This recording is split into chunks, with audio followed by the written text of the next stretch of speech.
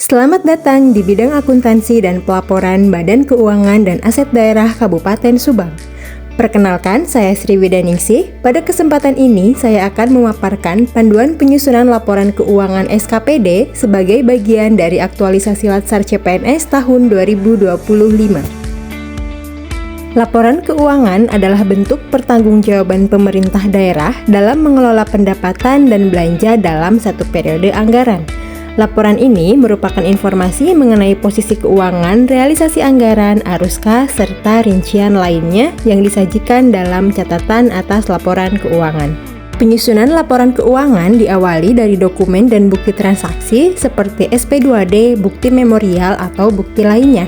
Seluruh transaksi dicatat dalam jurnal, kemudian diposting ke buku besar dan buku pembantu.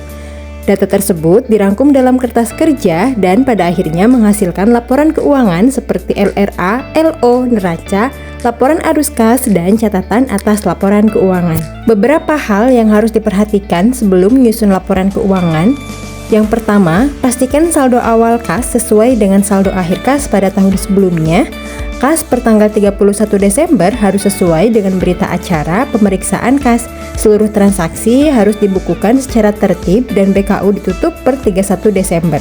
Sisa kas, jasa giro, uang kegiatan, serta pajak harus sudah disetor ke kas daerah paling lambat tanggal 31 Desember. Selanjutnya, saldo awal piutang harus sama dengan saldo akhir tahun sebelumnya. SKPD atau SKRD harus valid dan dapat ditagihkan. Daftar piutang harus sesuai per wajib bayar. Penyisihan piutang dihitung secara kebijakan akuntansi. Begitu pula dengan persediaan, saldo awalnya harus sama seperti saldo akhir tahun sebelumnya. Notasi keluar masuk barang harus lengkap dan valid.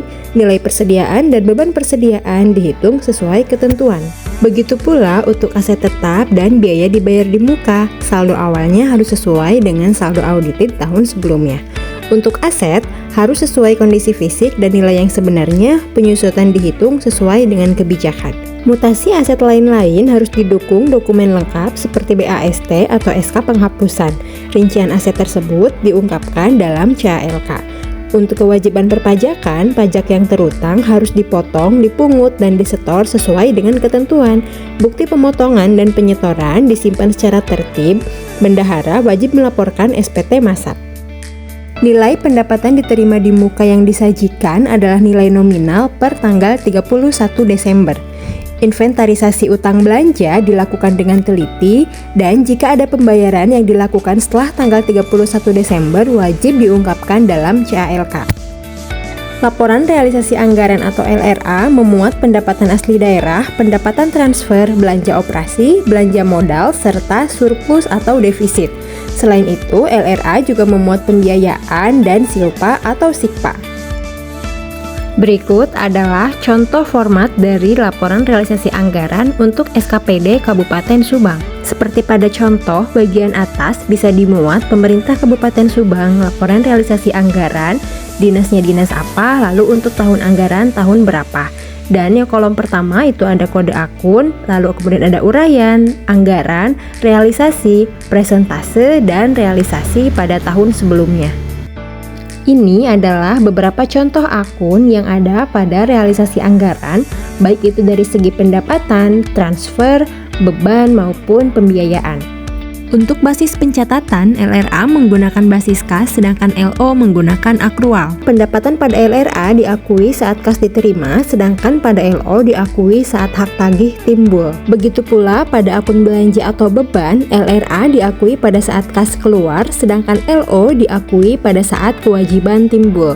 Ini adalah contoh perbandingan jurnal LRA dan juga jurnal LO. Untuk jurnal pendapatan pajak, jurnal LRA yaitu kas di kas daerah pada pendapatan asli daerah atau pajak restoran. Sedangkan pada LO terdapat dua jurnal. Jurnal yang pertama yaitu jurnal pada saat pengakuan pendapatan dan jurnal yang kedua yaitu jurnal pada saat kas diterima di kas daerah. Kemudian ini merupakan contoh format LO. Bagian atas dapat dimuat pemerintah Kabupaten Subang, laporan operasional dan dinasnya untuk dinas apa, lalu untuk tahun anggaran tahun berapa. Lalu ini merupakan komponen-komponen akun yang terdapat pada laporan operasional dari mulai pendapatan, beban, serta surplus atau defisit LO. Selanjutnya, laporan perubahan SAL menyajikan informasi perubahan saldo anggaran lebih yang di dalamnya memuat penggunaan saldo anggaran lebih, silpa atau sikpa, serta koreksi kesalahan pembukuan tahun sebelumnya. Lalu, laporan perubahan ekuitas menggambarkan perubahan ekuitas sepanjang tahun. Komponen di dalamnya yaitu ada ekuitas awal, surplus atau defisit LO, RKPPKD dan RKSKPD, lalu kemudian dampak kumulatif perubahan kebijakan atau kesalahan mendasar seperti koreksi nilai persediaan, koreksi selisih, evaluasi aset tetap, dan ekuitas akhir. Laporan arus kas memperlihatkan arus kas dari aktivitas operasi, investasi, pendanaan, dan transitoris. Ini merupakan contoh format dari laporan arus kas pemerintah Kabupaten Subang beserta komponen-komponen yang ada di dalamnya, baik itu dari aktivitas operasi, investasi, pendanaan, maupun transitoris. Selanjutnya yaitu neraca. Neraca menggambarkan posisi aset, kewajiban, dan ekuitas pemerintah daerah.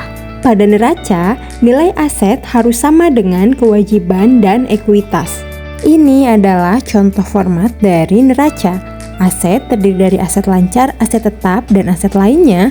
Kewajiban terdiri dari kewajiban jangka pendek dan jangka panjang, serta ekuitas menunjukkan kekayaan bersih pemerintah daerah. Terakhir yaitu catatan atas laporan keuangan atau CALK yang berisi penjelasan penting tentang kebijakan akuntansi, pencapaian kinerja keuangan, penjelasan setiap pos laporan, informasi non-keuangan, dan juga penutup.